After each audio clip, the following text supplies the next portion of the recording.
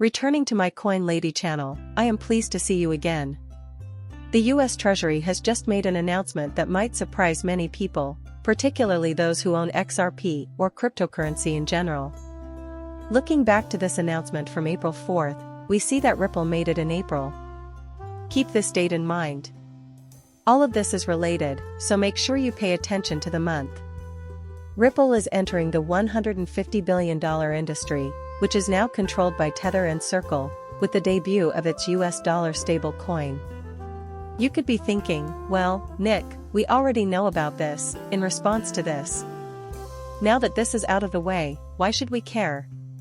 Because this meeting with Nellie Liang, the Undersecretary for Domestic Finance, was advertised in April, just around the time we are here. The United States Department of the Treasury is also a Ripple seller. The technical and regulatory requirements for upgrading the legacy capabilities of central bank money will be discussed at a roundtable discussion with Nellie Liang, U.S. Department of the Treasury's Undersecretary for Domestic Finance, on April 23, 2024, in Washington, D.C.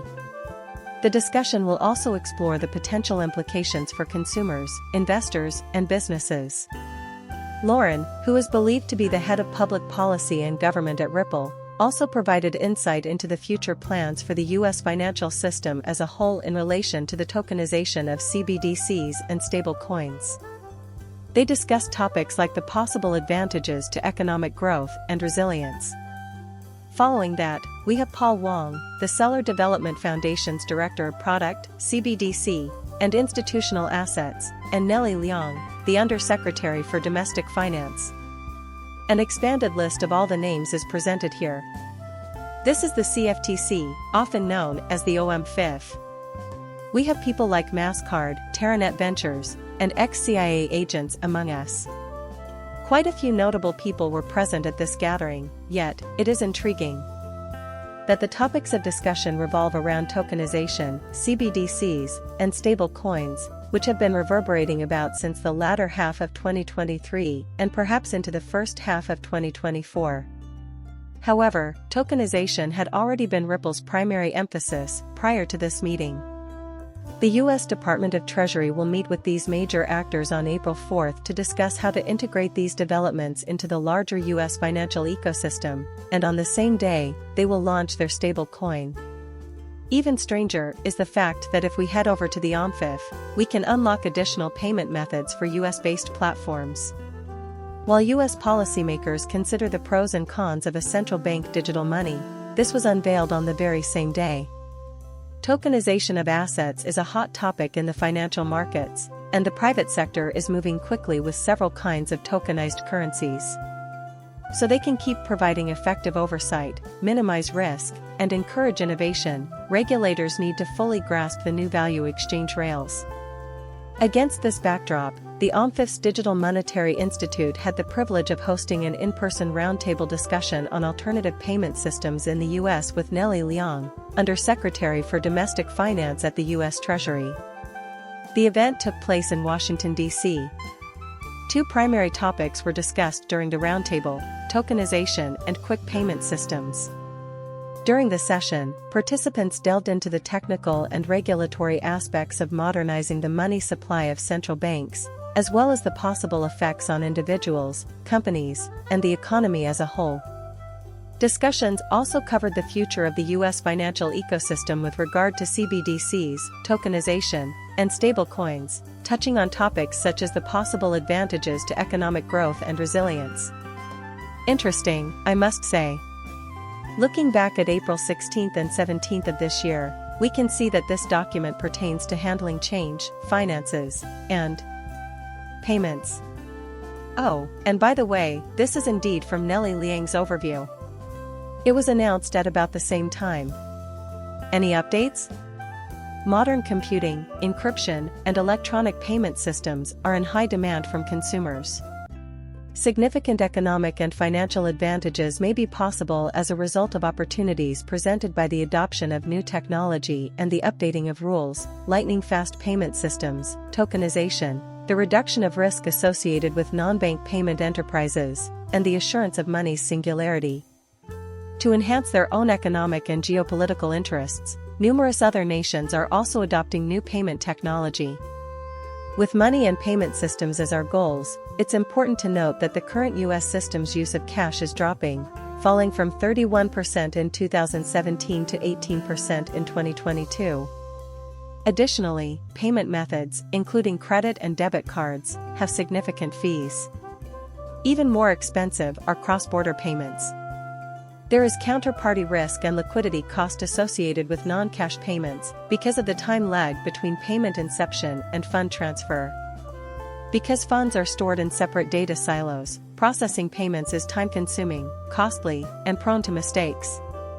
Propose that systems could be enhanced by implementing faster payments, improved mechanisms for moving value across silos, and a shift from data silos to a shared ledger through tokenization. Here we have cutting-edge tech, innovative methods, lightning-fast payment systems, and almost instantaneous access to a payee's funds. Each and every day, there are just the two of us. Here we see the rise of transactions per capita in Brazil, Thailand, South Korea, and India, suggesting that systems such as TCH, RTP, the Federal Reserve, FedNow, and more than 100 jurisdictions can expand significantly before 2024. As an added bonus, tokenization is available. I honestly doubt that a discussion about tokenization is necessary. The advantages are well known by all.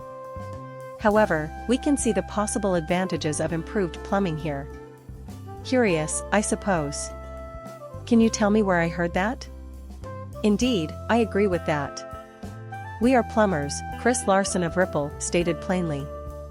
Gains from trade possibilities, valuable transactions that do not take place due to inefficient payments, and the way money moves through the rails, or pipes, are all factors that could induce a shift in the way businesses are structured. A decrease in overdraft or insufficient funds fees may be possible with improvements to financial equity and faster payments. The employment of economic and national security instruments, more efficient cross-border payments, stronger operational resilience through the use of alternative technology, and support for the roles of global financial leaders are all important. And then there are the possible advantages, such as tokenization and quick payment systems. Additionally, there are laws for non-banks regarding tokenization, incremental cost updates, and possible cost mistakes and fraud. The United States should make modernization a top priority by implementing new technology and regulatory frameworks, since the use and research and development of new payment technologies is accelerating. Gains could be substantial, but risks are also on the rise.